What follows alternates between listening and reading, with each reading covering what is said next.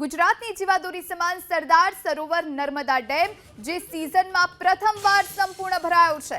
હાલ ડેમમાં ઉપરવાસમાંથી 51,777 ક્યુસેક પાણીની આવક થઈ રહી છે, તો ડેમનું રૂલ લેવલ જાળવવા 50,847 ક્યુસેક પાણી નર્મદા નદીમાં છોડવામાં આવી રહ્યું છે। આજે બપોરે 12:39 શુભ મુહૂર્તમાં મુખ્યમંત્રી ભૂપેન્દ્ર પટેલ નર્મદાના નીરના વધામણા કરશે। મુખ્યમંત્રી સવારે 11:45 કેવડિયા હેલીપેડ પર આવશે, ત્યારબાદ by road Sardar Sarovar Narmada dam જશે। હાલ ડેમનો એક દરવાજો 1 મીટર ખોલી પાણી છોડવામાં આવી રહ્યું છે।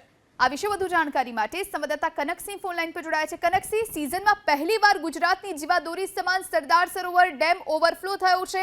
સીએમ ખુદ પહોંચવાના છે અને નીરના વધામણા કરવાના છે, શું વધુ માહિતી?